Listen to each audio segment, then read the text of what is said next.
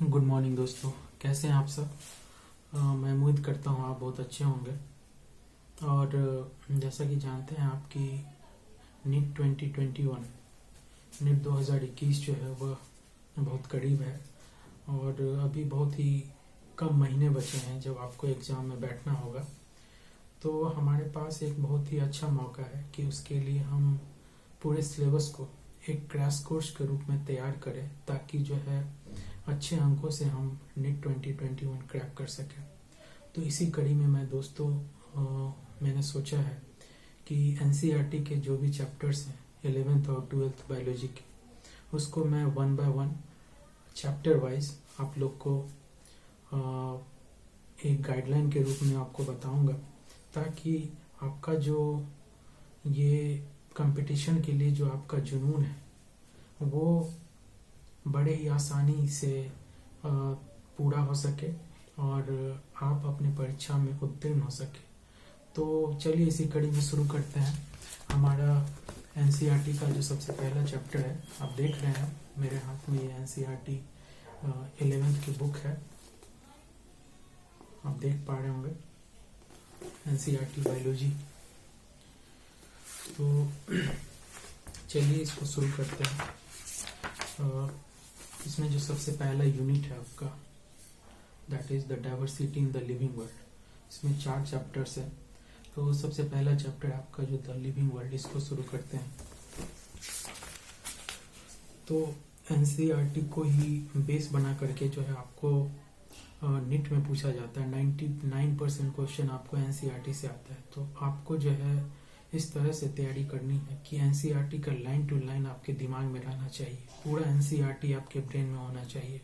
तो आप उसको बार बार पढ़ना है, क्वेश्चन प्रैक्टिस करना है प्रीवियस 10 साल के, फिर चैप्टर वाइज क्वेश्चन प्रैक्टिस करना है, टॉपिक वाइज। इससे आपका जो तैयारी है वो बहुत ही आसान हो जाएगा। तो चलिए शुरू करते हैं। तो पहला जो चैप्टर है आपका द लिविंग वर्ल्ड, तो इसमें आप जानते ही हैं, आपने जो है जूनियर क्लासेस से पढ़ते आ रहा है, लिविंग न लिविंग में क्या डिफरेंस है। तो कोई भी चीज़ लिविंग है या न लिविंग है, ये हम कैसे तय करते हैं? ये इस बात पर क्लियर होता है कि लिविंग थिंग्स और नॉन लिविंग थिंग्स के सर्टेन प्रॉपर्टीज होते हैं, सर्टेन कैरेक्टरिस्टिक्स होते हैं लिविंग थिंग्स के, जिसके बेसिस पे हम उसको बोल पाते हैं कि ये चीज़ लिविंग है या नॉन लिविंग है। तो उन्हीं कैरेक्टरिस्टिक्स को हमें 1 बाय 1 पढ़ना है, लाइफ डिफाइनिंग फीचर्स के बारे में पढ़ना है। ठीक है। तो सबसे पहले अगर हमसे पूछा जाए कि लिविंग क्या होता है, तो लिविंग के लिए हमें उनके कैरेक्टरिस्टिक्स को जानना होगा। तो वेरी फर्स्ट जो कैरेक्टरिस्टिक है वह है ग्रोथ। ग्रोथ का मतलब क्या होता है? ग्रोथ का मतलब है कि हमारे सेल की संख्या में और मास में इंक्रीज होना। Growth is the increase in the number and mass of cells. तो ये जो ग्रोथ के है 2 कैरेक्टर्स है, these are the twin characteristics of growth. तो जब हम ग्रोथ की बात करते हैं तो ग्रोथ एक इरिवर्सिबल चेंज है। एक बार जो ग्रोथ हो गया वो हो गया। तो हम बोल सकते हैं growth is the irreversible increase in the mass and number of cells. दो ट्विन कैरेक्टर से ध्यान देना होगा, इंक्रीज इन मास और increase in number of cells. उसके बाद जो है जब हम लिविंग ऑर्गेनिज्म के ग्रोथ की बात करते हैं तो हमें इंटरनल ग्रोथ को ध्यान रखना होगा, क्योंकि सिंपली अगर हम इंक्रीज करें, इंक्रीज इन साइज, तो उस हिसाब से तो फिर जो नॉन लिविंग थिंग्स है जैसे माउंटेन्स है, बोल्डर्स है, सैंड ड्यून्स है, वो भी ग्रो करेगा। क्योंकि अगर कहीं पे जो सैंड है वो रखा हुआ है और वो जो है फर्दर इंक्रीज हो रहा है एक्सटर्नली, बहुत सारे सैंड जो है उड़ करके वहाँ आ रहे हैं, जमा हो रहे हैं और एक पूरा एक टीला जैसा बन जा रहा है, तो उसका भी साइज इंक्रीज हो रहा है। तो ग्रोथ तो एक तरह से वो भी हो गया। तो हमें इस चीज को ध्यान में नहीं रखना है, वो एक्सटर्नल ग्रोथ हो रहा है क्योंकि बाहर से उस पर डिपोजिशन हो रहा है, इसलिए वो और जो है साइज में इंक्रीज हो रहा है। लेकिन ह्यूमन बीइंग के केस में, लिविंग ऑर्गेनिज्म के केस में इंटरनली हमारा ग्रोथ होता है। It is the internal increase in the size and number of cells. Okay, तो ये हमारा ग्रोथ है। तो इस हिसाब से हम बोल सकते हैं कि ग्रोथ जो है वो भी एक कैरेक्टरिस्टिक्स है, जिसके बेसिस पे हम बोल सकते हैं कि पर्टिकुलर ऑर्गेनिज्म लिविंग है या नॉन लिविंग है। उसके बाद ग्रोथ के बाद आता है आपका रिप्रोडक्शन। रिप्रोडक्शन का मतलब आप जानते हैं, रिप्रोडक्शन मतलब जो होता है कि production of new organism from the pre existing organism, अपनी संख्या को बढ़ाना।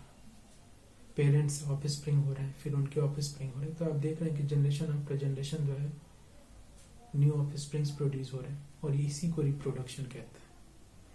ठीक है, तो रिप्रोडक्शन का ये मतलब है। अब रिप्रोडक्शन की बात करें तो जो लिविंग ऑर्गेनिज्म उसमें ये रिप्रोडक्शन होना चाहिए, तभी हम इसको क्या कहेंगे कि ये लिविंग है।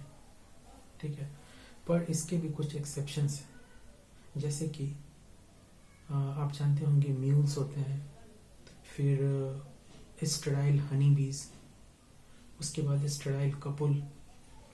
इन केसेस में जो है वह रिप्रोडक्शन नहीं हो पाता है, वो रिप्रोड्यूस नहीं कर पाते हैं। तो उस केस में क्या हो जाएगा, रिप्रोडक्शन जो है वह एक्सेप्शन आ गया उसमें। तो वो जो रिप्रोडक्शन है हमारा, वो लिविंग बीइंग के लिए लाइफ डिफाइनिंग फीचर नहीं कहलाएगा, क्योंकि वहाँ एक्सेप्शन आ गया।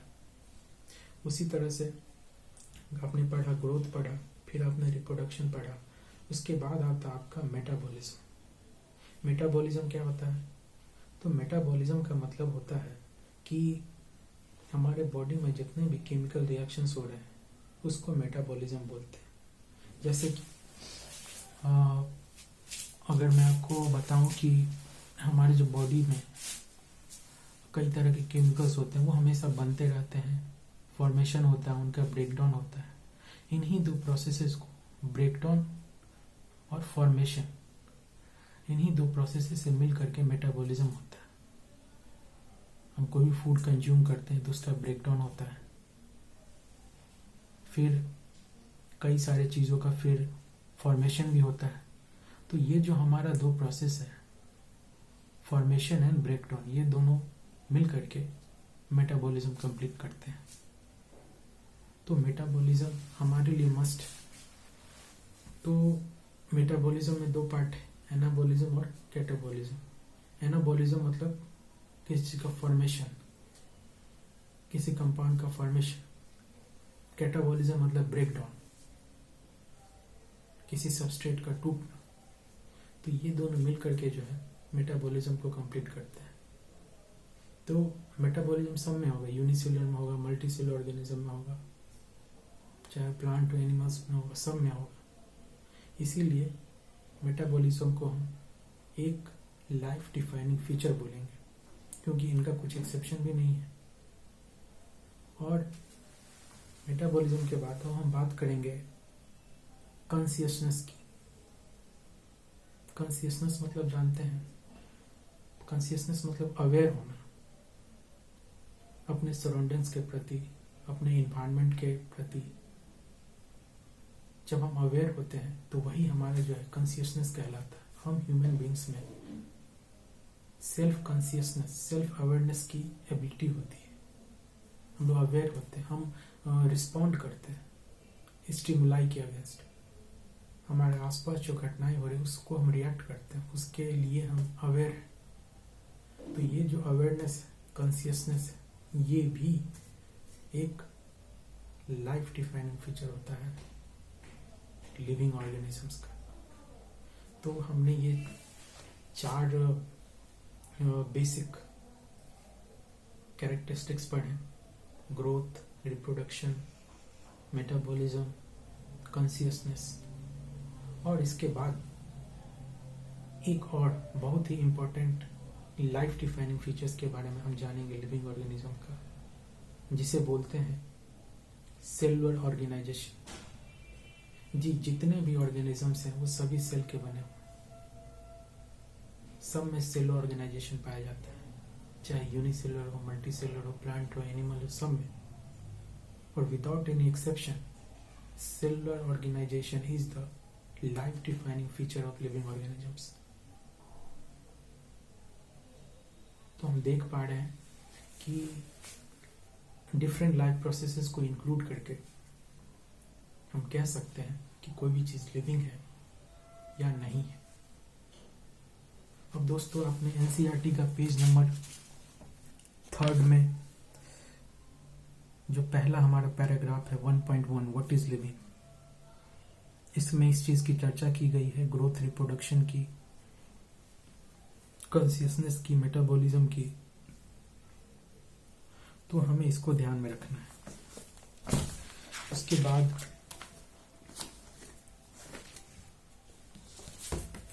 इसमें एक चीज और ये भी बताया गया है कि जो यूनिसेल ऑर्गेनिज्म है उनमें ग्रोथ और रिप्रोडक्शन एक ही चीज होता है, क्योंकि यूनिसेलुलर में ग्रोथ हो रहा है यानी रिप्रोडक्शन हो रहा है। ग्रोथ हो रहा है, सेल डिवाइड कर रहा है, तो वहां पे रिप्रोडक्शन भी वही चीज हो गई। जबकि मल्टी सेलुलर में ग्रोथ और रिप्रोडक्शन दो अलग अलग इवेंट है, दैट इज डिफरेंट। इसके बाद हम देखते हैं कि diversity in the living world. हमारा जो अर्थ है, अर्थ पे different types of different species of plants and animals पाए जाते हैं। हमारा जो अर्थ है बहुत ही डाइवर्स है। कई तरह के ऐसे स्पेशीज हैं प्लांट्स के, एनिमल्स के, जो अभी पाए जा रहे हैं, और कई ऐसे स्पेशीज है जिसको अभी तक डिस्कवर भी नहीं किया जा सका, लेकिन इतने मिलियन स्पेशीज हैं। तो इसी जो डाइवर्स है, इसी डाइवर्सिटी को हमें ध्यान में रखना है कि the sum total of different species of plants and animals found on earth is known as diversity. और टोटल जो है वह 1.7 मिलियन स्पेशीज अभी तक जो है डिस्क्राइब किए गए हैं, जिसमें से 1.2 तो एनिमल्स हैं और रिमेनिंग जो है वह प्लांट्स हैं। तो जब हम देख रहे हैं कि इतने मिलियन स्पेशीज हैं, इतने मिलियन ऑर्गेनिजम्स हैं, तो सबके बारे में जानना मुश्किल है। अगर आप कहीं जाते हैं, कहीं घूमने के लिए किसी अन्य जगहों पे और जंगलों में खो जाते हैं, या जंगल में आप किसी ऑर्गेनिजम्स को देखते हैं, तो आप उसको कैसे पहचानेंगे? क्योंकि इतने मिलियन स्पेशीज हैं, आप कितनों को ध्यान में रखेंगे और कैसे पहचानेंगे? तो इसी चीज को आसान करने के लिए हमारे बायोलॉजिस्ट ने तरीका निकाला जिसको बोलते हैं नोमेनक्लेचर। नोमेनक्लेचर का मतलब होता है किसी ऑर्गेनिज्म का नेमिंग करना, नामकरण करना। तो उसका भी एक प्रोसेस है, स्टेप है। जैसे किसी ऑर्गेनिजम्स को आप देखते हैं तो आप उसको कैसे पहचानेंगे? सबसे पहले है आइडेंटिफिकेशन। आप किसी ऑर्गेनिजम्स को देखें और उसके कैरेक्टर्स, क्या क्या उसके कैरेक्टर्स है, सिमिलैरिटीज है, उसके बेसिस पे आप उसको जो है कैरेक्टराइज कर रहे हैं, आइडेंटिफाई कर रहे हैं। और जब आप उसको जो है उसके सिमिलैरिटीज देख लेते हैं, तब आप उसको पर्टिकुलर नाम देते हैं। पहला स्टेप है identification, that is observing the similarities and differences of the organism. उसके बाद आता है नोमेनक्लेचर, आइडेंटिफिकेशन, नोमेनक्लेचर और फिर क्लासिफिकेशन। ये 3 स्टेप्स। आइडेंटिफाई करने के बाद उसको पर्टिकुलर नेम देंगे, और नेम देने के बाद उसको जो है पर्टिकुलर ग्रुप्स में उसको कैटेगराइज कर देते हैं कि ये इस कैरेक्टरिस्टिक्स के आधार पे इसका ये नाम हो और ये इस ग्रुप के ऑर्गेनिज्म। तो यही हमारा नोमेनक्लेचर का प्रोसेस है, और इससे जो है ऑर्गेनिजम्स को पहचानना, उसका स्टडी करना इतने मिलियंस ऑफ ऑर्गेनिजम्स में आसान हो जाता है। यही इंपॉर्टेंस है नोमेनक्लेचर की, क्योंकि हम जानते हैं इतना डाइवर्स है हमारा जो बायोडाइवर्सिटी है। तो कैसे हम इसको ध्यान में रखेंगे? इसके लिए इंटरनेशनल बॉडीज है नोमेनक्लेचर करने के लिए, नेमिंग करने के लिए, और 2 इंपॉर्टेंट बॉडी है इसमें, ICBN और ICZ है। ICBN यानी international code for botanical nomenclature, और ICZN यानी international code of zoological nomenclature, जो एनिमल्स का नोमेनक्लेचर होता है वो ICZN के द्वारा, और ICBN जो है वो प्लांट्स का नेमिंग करती है। और नेमिंग करने के लिए कुछ रूल्स हैं, उस रूल्स को हमें ध्यान में रखना पड़ता है।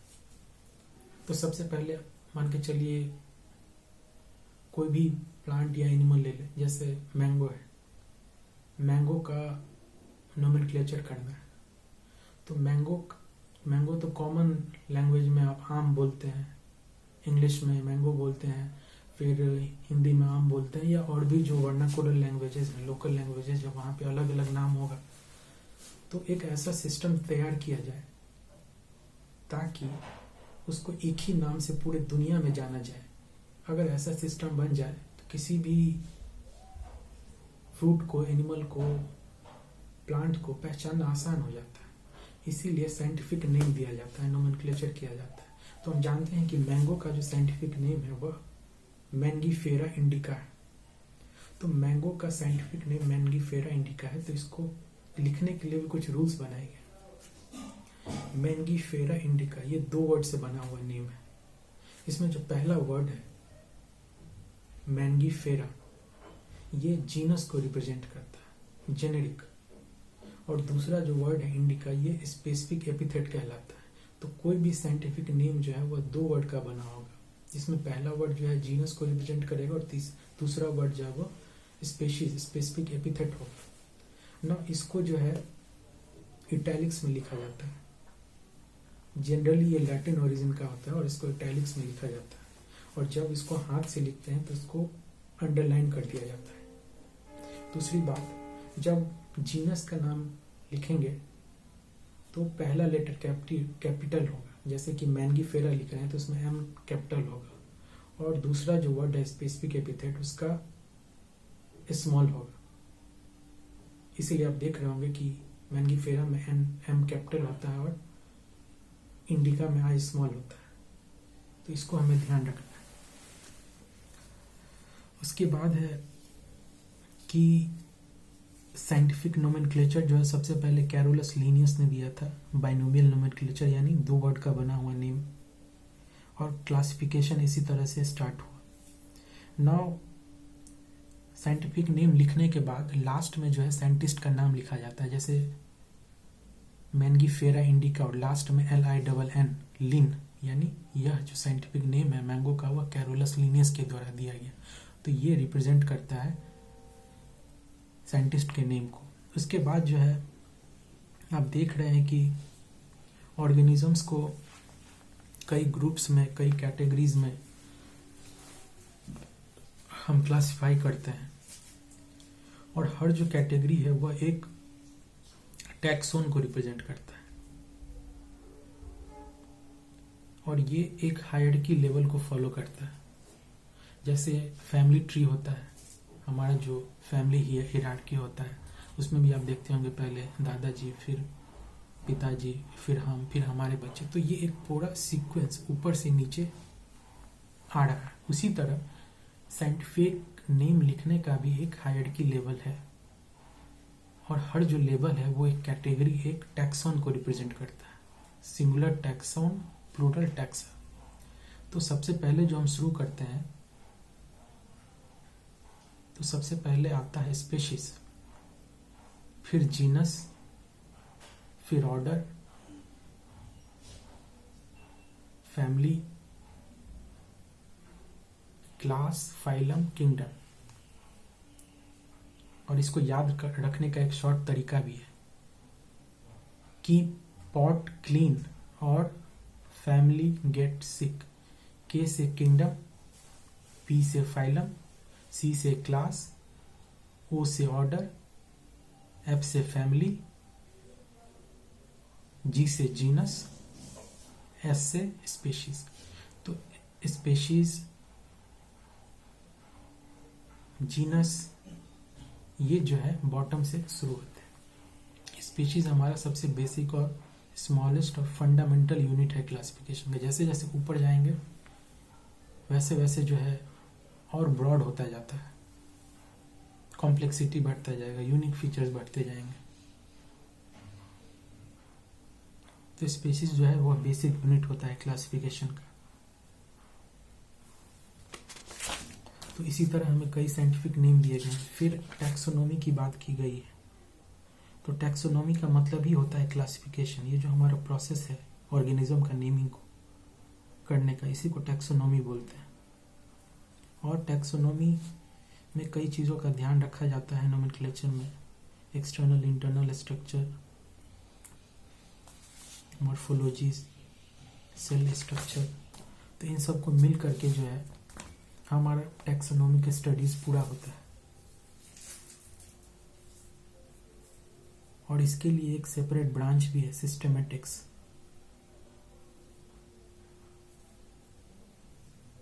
ये लीनियस के द्वारा दिया गया था टर्म।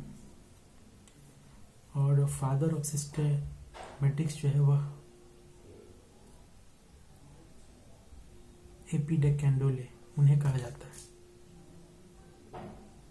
और आप देख रहे हैं कि कैडुलस लीनियस ने एक बुक भी दिया था जिसका नाम है सिस्टेमा नेचर। ये भी बहुत ही इंपॉर्टेंट है, कई बार पूछा जा चुका है। उसके बाद जैसा कि मैंने आपको बताया कि टैक्सोनॉमी कैटेगरीज में आपका जो हर एक लेवल है वह एक रैंक को बताता है, एक टैक्सोन को बताता है। और इसमें हम शुरू से जाते हैं नीचे से ऊपर की तरफ। तो पहले स्पीशीज आता है, फिर जीनस, फिर फैमिली, फिर ऑर्डर, क्लास, फाइलम और किंगडम। तो इस तरह से जो हमारा सीक्वेंस है वह नीचे से ऊपर आप देख पा रहे होंगे। एनसीईआरटी अगर आपके पास है तो पेज नंबर 9 में यह दिया गया इस प्रकार से।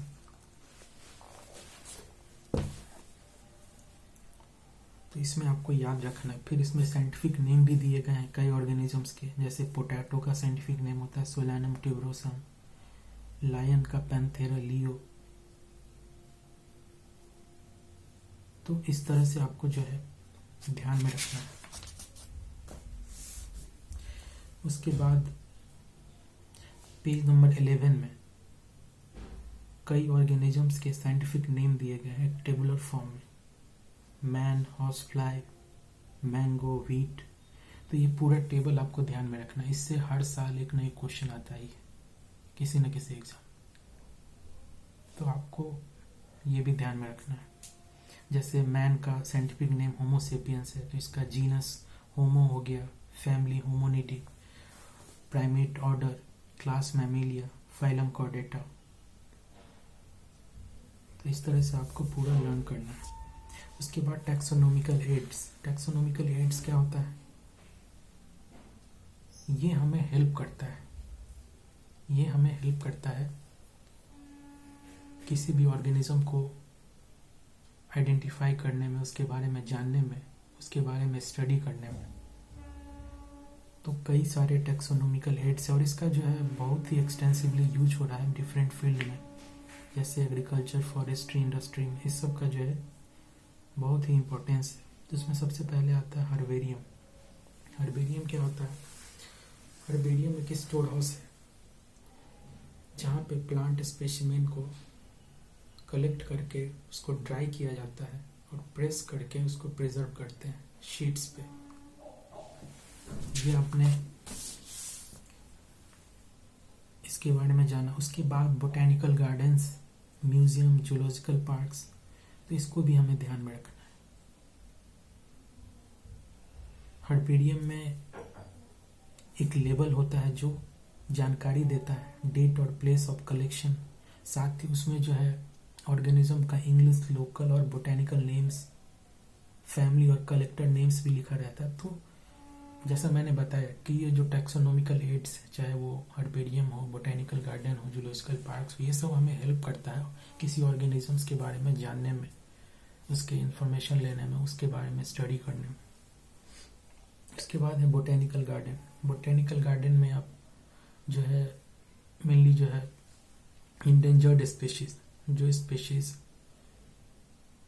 जिनकी संख्या बहुत घट रही है, उनको रखा जाता है।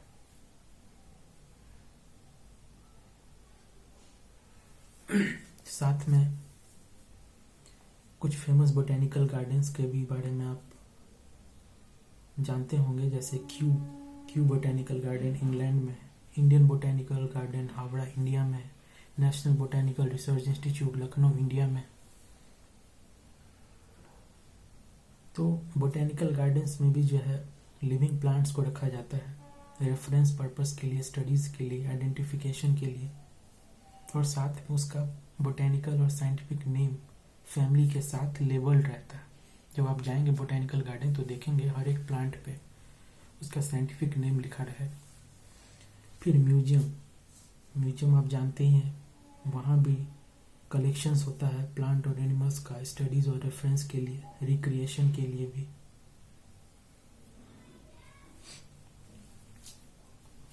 उसके बाद जूलॉजिकल पार्क्स, जिसको आम भाषा में आप सब चिड़ियाघर बोलते हैं, वहाँ पर भी जो है वाइल्ड एनिमल्स को प्रोटेक्टेड एनवायरनमेंट में रखा जाता है, जिसकी मदद से हम ऑर्गेनिजम्स के बारे में जान पाते हैं और उसको बिहेवियर को पहचान पाते हैं। उसके बाद है कीज भी बहुत ही इंपॉर्टेंट टैक्सोनॉमिकल ऐड है प्लांट्स और एनिमल्स को आइडेंटिफाई करने के लिए। और ये जो कीज है वह सिमिलैरिटीज और डिससिमिलैरिटीज पे बेस्ड होता है, हमेशा ये पेयर में होता है, इसलिए इसको कपलेट भी बोलते हैं। एक कंट्रास्टिंग होगा, एक सिमिलैरिटीज है तो दूसरा डिससिमिलैरिटीज होगा, तो एक पेयर में हमसे चलता है और ये रिप्रेजेंट करता है दो अपोजिट ऑप्शंस के बारे में चॉइस रखने के लिए। तो इसको भी हमें ध्यान में रखना है। उसके बाद और भी टैक्सोनॉमिकल एड्स है, जैसे फ्लोरा मैनुअल्स, मोनोग्राफ, कैटलॉग्स, ये भी जो है किसी ऑर्गेनिजम्स के बारे में डिस्क्राइब करने में, आइडेंटिफाई करने में हमें हेल्प करता है। और पर्टिकुलरली अगर हम बात करें मैनुअल्स, तो मैनुअल्स भी जो है इम्पोर्टेंट इंफॉर्मेशन प्रोवाइड करता है किसी स्पीशीज जो एरिया में पाए जाते हैं उसको आइडेंटिफाई करने के लिए। तो ये सब चीज़ें हैं जो हमें NCERT 11th the living world chapter 1 biology में पढ़ना है, और इसको लाइन टू लाइन एकदम हमें ध्यान में रखना है, क्योंकि NCERT से ही कोई भी लाइन उठा करके आपको जो है नीट में दे दिया जाता है, और यहाँ तक कि बोर्ड में भी आपको डायरेक्टली क्वेश्चन कई सारे पूछे जाते हैं। तो आपको लाइन टू लाइन आपको ध्यान में रखना है। तो इसी के साथ ही हमारा जो चैप्टर 1 है इसके बारे में हमने जाना, और मैं आशा करता हूं कि इसके बारे में जानकर आपको कुछ हेल्प मिली होगी एग्जाम के लिए। साथ ही साथ जो है हम हर चैप्टर का क्वेश्चन प्रैक्टिस भी करेंगे नीट के लिए, वो आगे आने वाले वीडियोस में आप देखेंगे। फिलहाल के लिए आप स्टडी करते रहें और एक पॉजिटिव एटीट्यूड के साथ तैयारी में लग जाएं, और मैं आशा करता हूं कि आपका जो नीट 2021 है वह अच्छे नंबर से क्रैक हो। चलिए, थैंक यू दोस्तों।